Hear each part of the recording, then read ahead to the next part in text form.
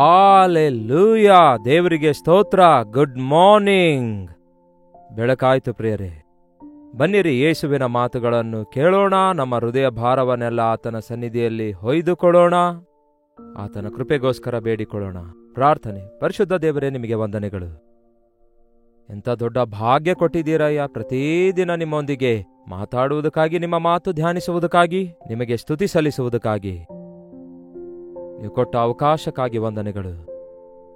ಪ್ರತಿಯೊಬ್ಬರನ್ನು ದರ್ಶಿಸಿರೆಂದು ಕ್ರಿಸ್ತನ ನಾಮದಲ್ಲಿ ಬೇಡುತ್ತೇನೆ ತಂದೆಯೇ, ಆಮೇನ್. ದೇವರಿಗೆ ಸ್ತೋತ್ರ. ಹೇಗಿದ್ದೀರಿ ಪ್ರಿಯರೇ? ನಿದ್ದೆಯಿಂದ ಎಚ್ಚರಗೊಂಡಿದ್ದೀರಾ? ಚಳಿಗಾಲ ಅಲ್ಲವೋ, ಸ್ವಲ್ಪ ಹೆಚ್ಚು ಸಮಯ ನಿದ್ರೆ ಮಾಡಬೇಕು ಅಂತ ಅನಿಸುತ್ತದೆ. ಬೆಳಗ್ಗೆ ಬೇಗ ಎದ್ದೇಳೋದು, ದೇವರಿಗೆ ಮೊರೆ ಇಡುವಂಥದ್ದು ನಮಗೆ ಎಷ್ಟೋ ಶ್ರೇಷ್ಠಕರವಾದ ಸಂಗತಿಯಾಗಿದೆ. ಹೇಗಿದೆ ನಿಮ್ಮೆಲ್ಲರ ಜೀವಿತ?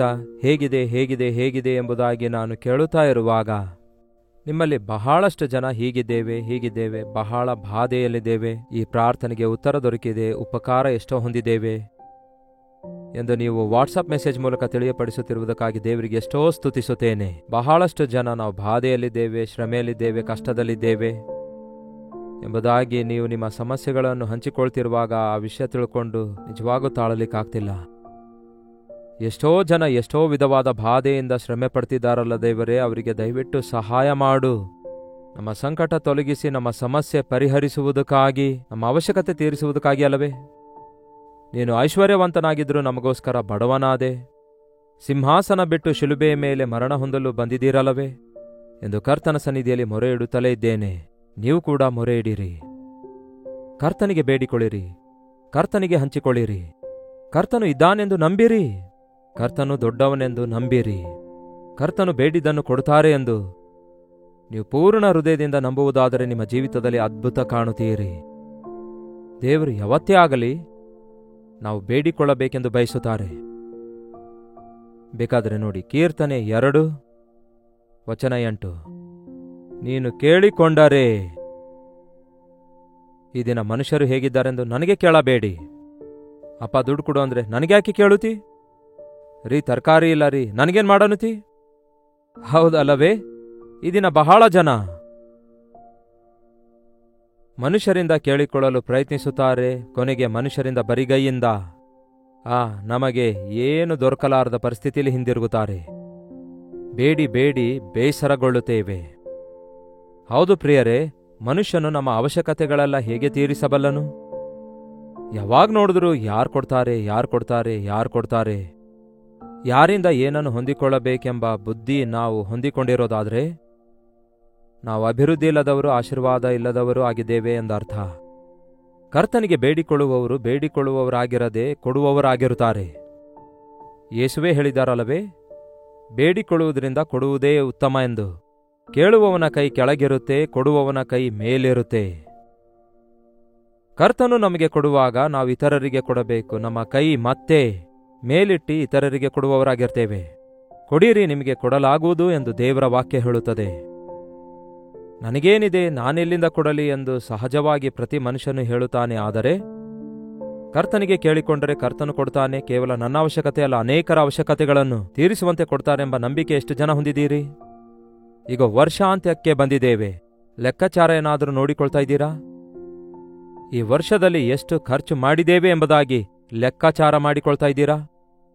ಆದಾಯ ಎಷ್ಟು, ಖರ್ಚೆಷ್ಟು ಎಂದು ಹೀಗೆ ಲೆಕ್ಕಾಚಾರ ಮಾಡಿಕೊಂಡು ದೇವರನ್ನು ಸ್ತುತಿಸುತ್ತಾ ಇದ್ದೀರಾ?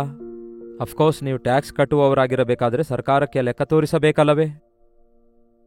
ಇಲ್ಲವೇ ಎಲ್ಲ ಗೋಲ್ಮಾಲ್ ಲೆಕ್ಕವನ್ನೇ ತೋರಿಸ್ತಾ ಇದ್ದೀರಾ? ಇಲ್ಲವೇ ಆಯಾ ದಿನಕ್ಕೆ ಈ ದಿನದ ಆದಾಯ, ಖರ್ಚು ಎಂಬುದಾಗಿ ಬರೆದಿಟ್ಟುಕೊಂಡು ಮೇಲಿಂದ ಮೇಲೆ ಕರ್ತನು ಹೇಗೆ ಸಹಾಯ ಮಾಡುತ್ತಾರೆ ಎಂಬುದಾಗಿ ಒಮ್ಮೆ ನೋಡಿರಿ. ಆದಾಯಕ್ಕಿಂತ ಹೆಚ್ಚು ಖರ್ಚೇ ಇರುವುದಾದರೆ ಖರ್ಚನ್ನು ಕಡಿಮೆ ಮಾಡಿಕೊಳ್ಳಿರಿ. ಅನಾವಶ್ಯಕವಾದ ಆಡಂಬರಗಳನ್ನೆಲ್ಲ ಕಡಿಮೆ ಮಾಡಿಕೊಳ್ಳಿರಿ. ಯಾವಾಗ ನೋಡಿದ್ರು ಸಾಲ ಕೇಳೋದು, ಸಾಲ ಬೇಡಿಕೊಳ್ಳೋದೇ ದೊಡ್ಡ ಕೆಲಸ ಮಾಡಿಟ್ಕೊಳ್ತಾರೆ ಕೆಲವರು. ಸಾಲ ಸಿಗುವಂತೆ ಪ್ರಾರ್ಥನೆ ಮಾಡಿರಿ ಎಂಬುದಾಗಿ ಪ್ರಾರ್ಥನೆ ಮನವಿ ಕೇಳಿ ನನಗೆ ಆಶ್ಚರ್ಯವೆನಿಸುತ್ತೆ. ಹೇಗೆ ಪ್ರಾರ್ಥಿಸ್ಲಿಕ್ಕಾಗತ್ತೆ? ದೇವರಿಂದ ಆಶೀರ್ವದಿಸಲ್ಪಟ್ಟಂಥವರು ಸಾಲ ಕೊಡುವನೇ ಹೊರತು ಸಾಲ ಪಡೆಯುವುದಿಲ್ಲ ಎಂದು ಬೈಬಲ್ನಲ್ಲಿದೆಯಲ್ಲವೇ? ಸಾಲ ಪಡೆದವನು ಸಾಲ ಕೊಟ್ಟವನಿಗೆ ಬಂಧಿತನಾಗಿದ್ದಾನೆ ಎಂಬುದು ಬೈಬಲ್ ಹೇಳುತ್ತದೆ. ನಾವು ಒಬ್ಬರಿಂದ ಸಾಲ ತೆಗೆದುಕೊಳ್ಳುವುದಾದರೆ ಅವರಿಗೆ ಬಂದಿಗಳಾಗುತ್ತೇವೆ. ಪರಲೋಕದ ತಂದೆಗೆ ನಿಮ್ಮ ಅವಶ್ಯಕತೆ ಏನೆಂದು ಗೊತ್ತು. ನನಗೆ ಕೇಳಿಕೊಳ್ಳಿರಿ. ದೇವರು ಹೇಳ್ತಾರೆ, ಕೇಳಿರಿ. ಪ್ರಾರ್ಥಿಸಲು ಟೈಮ್ ಇಲ್ಲ ಎಂದು ಹೇಳ್ತಾ ಇದ್ದೀರೋ? ನಂಬಿಕೆ ಇಲ್ಲವೋ ದೇವರನ್ನು ಕೇಳಿಕೊಳ್ಳುವುದಕ್ಕಾಗಿ? ನನ್ನನ್ನು ಶೋಧಿಸಿ ನೋಡಿರಿ ಎಂದು ಕರ್ತನು ಹೇಳಿದ್ದಾನೆ. ಇಂದಿನಿಂದ ಒಂದು ವಿಷಯವನ್ನು ಅಭ್ಯಾಸ ಮಾಡಿಕೊಳ್ಳಿರಿ.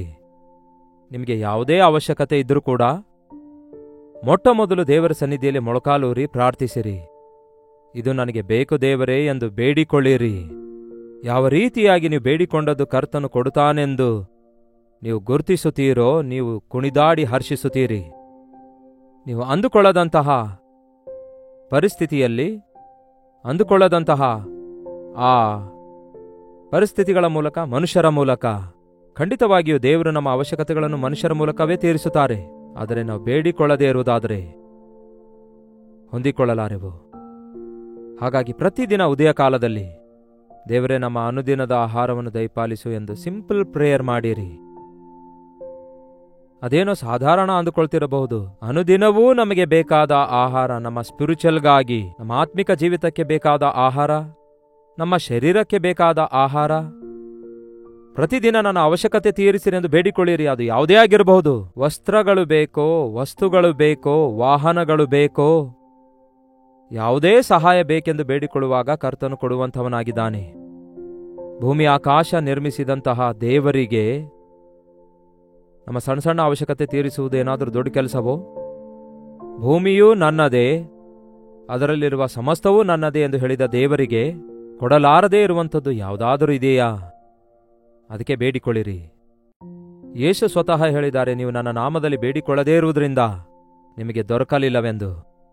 ನಿಮ್ಮ ಸಂತೋಷವು ಪರಿಪೂರ್ಣವಾಗುವ ಹಾಗೆ ನನ್ನನ್ನು ಬೇಡಿಕೊಳ್ಳಿರಿ ಅಂದಿದ್ದಾರೆ.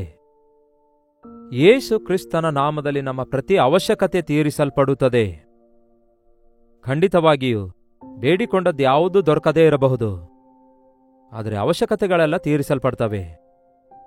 ಕೆಲವೊಂದು ಸಾರಿ ನಮ್ಮ ಆಸೆಗಳು ಬೆಟ್ಟದಂತಿರ್ತವೆ. ಅವಶ್ಯಕತೆ ಇಲ್ಲದವುಗಳನ್ನೆಲ್ಲ ಆರ್ಭಟಿಸುತ್ತಾ ಕೇಳುತ್ತೇವೆ. ಅವಶ್ಯಕತೆ ಇಲ್ಲದವುಗಳನ್ನು, ನಿಮಗೆ ಹಾನಿ ಮಾಡುವಂಥವುಗಳನ್ನು, ನಿಮಗೆ ಮೇಲುಂಟು ಮಾಡದವುಗಳನ್ನು ಕರ್ತನು ನಿಮಗೆ ಕೊಡಲಾರದೇ ಇರಬಹುದು. ಅದು ಆತನ ಕೈಲಾಗದೇ ಇರುವ ಸಂಗತಿಯಲ್ಲ. ಅದು ನಿಮಗೆ ಅವಶ್ಯಕತೆ ಇಲ್ಲ, ಅದು ನಿಮಗೆ ಕೇಡುಂಟು ಮಾಡುವಂಥದ್ದಾಗಿರೋದ್ರಿಂದ ದೇವರು ಕೊಡೋದಿಲ್ಲ. ಆದರೆ ನಿಮ್ಮ ಪ್ರತಿ ಅವಶ್ಯಕತೆಯನ್ನು ದೇವರು ತೀರಿಸುತ್ತಾರೆ. ಆಕಾಶ ಪಕ್ಷಿಗಳನ್ನು ಪೋಷಿಸುವ ದೇವರು ನಮ್ಮನ್ನು ಪೋಷಿಸುವುದಿಲ್ಲವೋ? ಅಡವಿ ಹೂವನ್ನೇ ಅಲಂಕರಿಸುವ ದೇವರು ನಮಗೆ ಬೇಕಾದ ವಸ್ತ್ರಗಳನ್ನು ನಮಗೆ ಕೊಡುವುದಿಲ್ಲವೋ? ಪಕ್ಷಿಗಳ ಬಗ್ಗೆ ಅಷ್ಟು ಶ್ರದ್ಧೆ ತೆಗೆದುಕೊಳ್ಳುವುದಾದರೆ ತನ್ನ ಸ್ವಂತ ಹೋಲಿಕೆ ಸ್ವರೂಪದಲ್ಲಿ ಉಂಟು ಮಾಡಲ್ಪಟ್ಟ ನಮಗೆ ಸಂರಕ್ಷಿಸಿ ನಮ್ಮ ಅವಶ್ಯಕತೆಗಳನ್ನು ತೀರಿಸುವುದಿಲ್ಲವೋ? ನನ್ನನ್ನು ಬೇಡಿಕೋ. ತಂದೆ ತನ್ನ ಮಗನಿಗೆ ರೊಟ್ಟಿ ಕೇಳಿದರೆ ಹಾವನ್ನು ಕೊಡುವನೇ? ಕೇಳಿರಿ. ನೋಡಿ ಪ್ರಿಯರೇ, ರೋಡ್ ಮೇಲೆ ಕೆಲವರು ಹೋಗ್ತಾ ಹೋಗ್ತಾ ನನಗೆ ಒಂದು 10 ರೂಪಾಯಿ ಕೊಡಿರಿ ಅಂದರೆ ಆ ವ್ಯಕ್ತಿಗೆ ಕೊಡ್ತೀರೋ? ಆದರೆ ಒಂದು ವೇಳೆ ನಿಮ್ಮ ಮಗನು ಬಂದು ಅಪ್ಪ ನನಗೆ 10 ರೂಪಾಯಿ ಕೊಡು ಅಂತ ಕೇಳಿದ್ರೆ ಕೊಡ್ತೀರಲ್ಲವೋ? ಹತ್ಯಾಕೆ 20 ತಗೋ ಮಗನೇ ಅಂತ ಕೊಡ್ತೀರಿ. ತಂದೆ ಮಗನ ಸಂಬಂಧವಿರುವಾಗ ನೀವು ಬೇಡಿಕೊಂಡದ್ದು ನಿಮಗೆ ದೊರಕುತ್ತದೆ. ಆದರೆ ನೀವು ಸುಮ್ಮನೆ ದೇವರ ಮೇಲೆ ಸವಾಲು ಹಾಕಿದಂತೆ ಬೇಡಿಕೊಳ್ಳುವುದಾದರೆ, ದೇವರು ನನಗೇನು ಕೊಟ್ಟಿದ್ದಾರೆ ಎಂದು ನಿಂದೆ ಹೊರಿಸುವುದಾದರೆ ನಾಳಿನ ದಿನ ನಿಮ್ಮ ಬದುಕು ಹಾಗೇ ಇರುತ್ತೆ.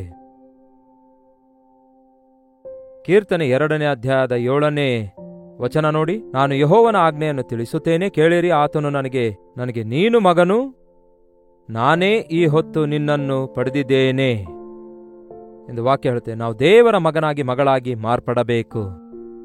ಯೇಸು ಕ್ರಿಸ್ತನನ್ನು ನಮ್ಮ ಸ್ವಂತ ರಕ್ಷಕನನ್ನಾಗಿ ಅಂಗೀಕರಿಸಬೇಕು. ನಾವು ಸೈತಾನನ ಮಕ್ಕಳಾಗಿರುತ್ತಾ, ಸೈತಾನನ ಸಂಬಂಧಿಗಳಾಗಿರುತ್ತಾ, ಸೈತಾನನ ಕಾರ್ಯಗಳನ್ನು ಮಾಡುತ್ತಾ ದೇವರೇ ಆಶೀರ್ವದಿಸು ಅಂದರೆ ದೇವರು ಹೇಗೆ ಆಶೀರ್ವದಿಸ್ತಾರೆ? ಸೈತಾನನನ್ನು ಹಿಂಬಾಲಿಸುವವರಾಗಿದ್ದು ದೇವರ ಆಶೀರ್ವಾದ ತೆಗೆದುಕೊಂಡು ಅವುಗಳಿಂದ ನಮ್ಮನ್ನು ನಾವು ನಾಶ ಮಾಡಿಕೊಳ್ತಿರುವುದಾದರೆ ದೇವರು ಅವುಗಳನ್ನು ಯಾಕೆ ಕೊಡ್ತಾರೆ? ನೀವು ದೇವರ ಮಕ್ಕಳಾಗಿರೋದಾದರೆ, ನೀವು ಆತನ ಮಕ್ಕಳಾಗಿ ಅಂಗೀಕರಿಸಲ್ಪಟ್ಟಾಗ ನಿಮ್ಮ ತಂದೆಗೆ ನೀವು ಬೇಡಿಕೊಳ್ಳುವುದಕ್ಕೆ ನಿಮಗೆ ಅಧಿಕಾರವಿದೆ.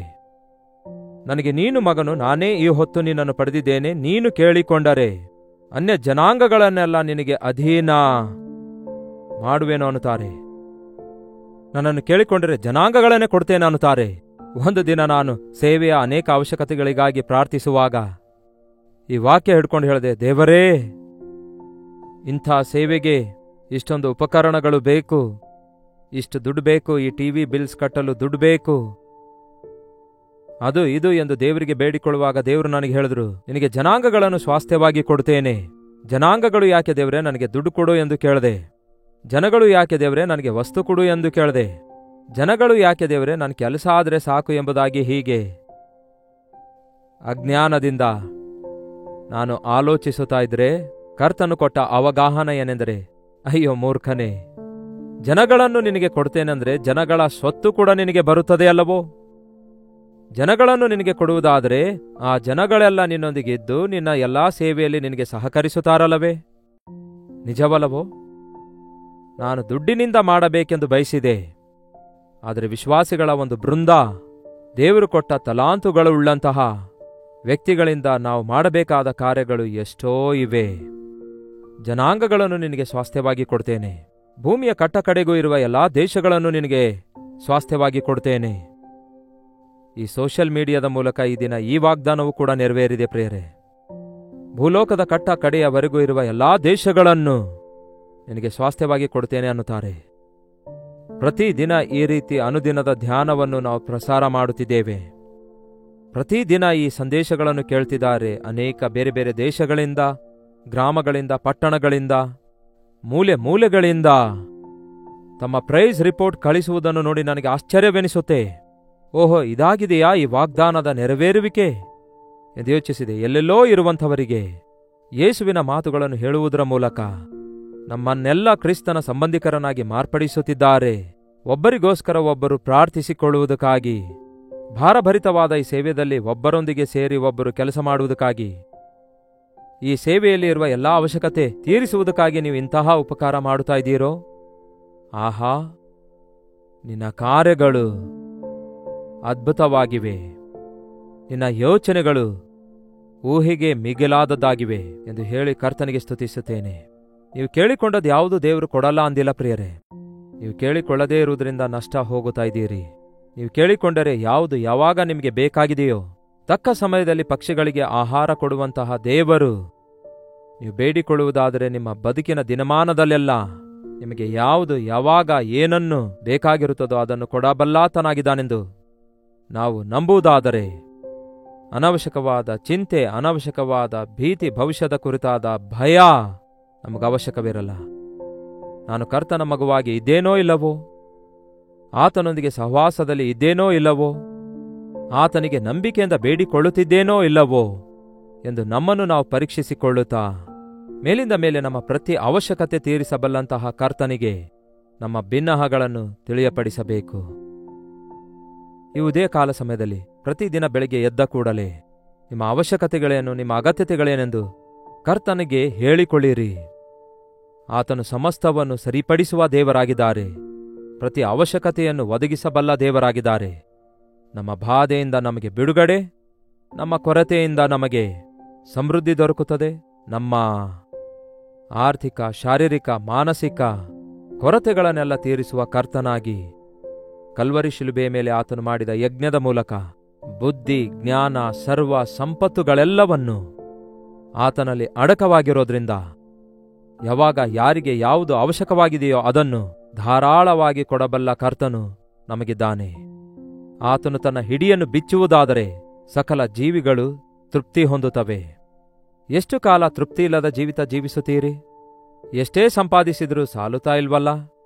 ಎಷ್ಟೇ ಇದ್ರೂ ಕೂಡ ಇನ್ನೂ ಏನೂ ಇಲ್ಲ ಎಂಬ ಕೊರತೆಯಲ್ಲಿ ಮನುಷ್ಯರಿಗೆ ಬೇಡಿಕೊಳ್ಳುತ್ತಾ, ಅಧಿಕಾರಿಗಳಿಗೆ ಬೇಡಿಕೊಳ್ಳುತ್ತಾ, ಲೋಕದಲ್ಲಿ ನಾನಾ ವಿಧವಾದ ರೀತಿಯಲ್ಲಿ ಪ್ರಯಾಸ ಪಡ್ತಾ ಇದ್ದೀರಿ. ಆದರೆ ಮನುಷ್ಯರ ಕಷ್ಟಾರ್ಜಿತದಿಂದ ಬರುವಂತಹ ಆಶೀರ್ವಾದ ಹೆಚ್ಚು ಕಾಲ ಇರಲ್ಲ. ದೇವರು ಆಶೀರ್ವದಿಸುವುದಾದರೆ ಅದು ಎಂದೆಂದಿಗೂ ಆಶೀರ್ವಾದ ಆಗಿರುತ್ತೆ. ಇಂದಿನಿಂದ ಕರ್ತನಿಗೆ ಬೇಡಿಕೊಳ್ಳೋಣ. ಕರ್ತನು ಕೊಟ್ಟಿರುವವುಗಳಿಗಾಗಿ ಆತನಿಗೆ ಸ್ತುತಿಸೋಣ. ಆತನು ನಮಗೆ ಕೊಟ್ಟಿರುವುದರಲ್ಲಿ ಕರ್ತನ ನಾಮದಲ್ಲಿ ಇತರರಿಗೂ ಕೂಡ ಹಂಚಿಕೊಳ್ಳೋಣ. ಪ್ರಾರ್ಥನೆ. ಪರಿಶುದ್ಧನೇ, ಪ್ರೀತಿಯುಳ್ಳ ತಂದೆಯೇ, ಎಲ್ಲ ಕೊರತೆ, ಅಗತ್ಯತೆ ತೀರಿಸುವಂತಹ ದೇವರು ನೀವಾಗಿದ್ದೀರಿ. ನನ್ನ ನಾಮದಲ್ಲಿ ನೀವೇನೇ ಬೇಡಿಕೊಂಡರೂ ಕೊಡ್ತೇನೆ ಎಂದು ಹೇಳಿದಿರಿ. ಅದನ್ನು ನಂಬುತ್ತೇವೆ ದೇವರೇ.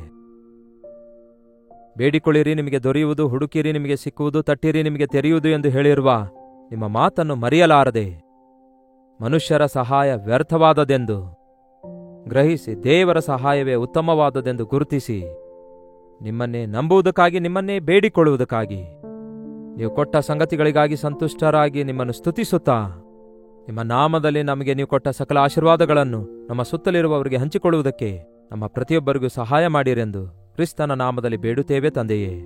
ಆಮೇನ್. ತಂದೆಯಾದ ದೇವರ ಪ್ರೀತಿಯು, ಮಗನಾದ ಕ್ರಿಸ್ತನ ಕೃಪೆಯೂ, ಆದರಣೆಕರ್ತನಾದ ಪವಿತ್ರಾತ್ಮನ ಸಹವಾಸವು ಈ ಅನುದಿನದ ಧ್ಯಾನದಲ್ಲಿ ಐಕ್ಯವಾಗಿರುವ ನಮ್ಮೆಲ್ಲರ ಸಂಗಡ ಸದಾಕಾಲಕ್ಕೂ ನೆಲೆಯಾಗಿದ್ದು ನಮ್ಮ ಅವಶ್ಯಕತೆಗಳೆಲ್ಲ ತೀರಿಸಲಿ. ಆಮೇನ್. 8939731313ಗೆ ನಿಮ್ಮ ಪ್ರಾರ್ಥನೆ ಮತ್ತು ಪ್ರೈಸ್ ರಿಪೋರ್ಟ್ಸ್ ಮೇಲಿಂದ ಮೇಲೆ ಟೆಕ್ಸ್ಟ್, ಒಂದು ವಾಯ್ಸ್ ಮೆಸೇಜ್ ಮೂಲಕ ವಾಟ್ಸಪ್ ಮಾಡಿ ಕಳಿಸಿರಿ. ನಾವು ನಿಮಗೋಸ್ಕರ ಪ್ರಾರ್ಥಿಸ್ತಿದ್ದೇವೆ, ನೀವು ಕೂಡ ಪ್ರಾರ್ಥಿಸಿರಿ. ದೇವರು ಖಂಡಿತವಾಗಿಯೂ ಅದ್ಭುತ ಮಾಡುತ್ತಾರೆ. ನೀವು ಯಾವ ಸ್ಥಳದಿಂದ ವೀಕ್ಷಿಸ್ತಾ ಇದ್ದೀರಿ ಎಂದು ಲೈವ್ ಚಾಟ್ನಲ್ಲಿ ಬಂದು ನಿಮ್ಮ ಊರು ಹೆಸರನ್ನು ಟೈಪ್ ಮಾಡಿರಿ. Doctor Jaipal Kannada YouTube channel ಅನ್ನು ಸಬ್ಸ್ಕ್ರೈಬ್ ಮಾಡಿ, ಲೈಕ್ ಮಾಡಿರಿ ಮತ್ತು ಶೇರ್ ಮಾಡಿರಿ. ಇನ್ನು ಅನೇಕರು ಸಬ್ಸ್ಕ್ರೈಬ್ ಮಾಡುವಂತೆ ಪ್ರೋತ್ಸಾಹಿಸುವುದನ್ನು ಮರೆಯಬೇಡಿರಿ. ಕರ್ತನ ಚಿತ್ತವಿರುವುದಾದರೆ ಮತ್ತೆ ನಾಳೆ ಇದೇ ಸಮಯದಲ್ಲಿ ಇದೇ ಅನುದಿನದ ಧ್ಯಾನದಲ್ಲಿ ಭೇಟಿಯಾಗೋಣ. ಅಲ್ಲಿವರೆಗೂ ದೇವರ ಮಹಾಕೃಪೆ ನಿಮ್ಮೊಂದಿಗಿರಲಿ.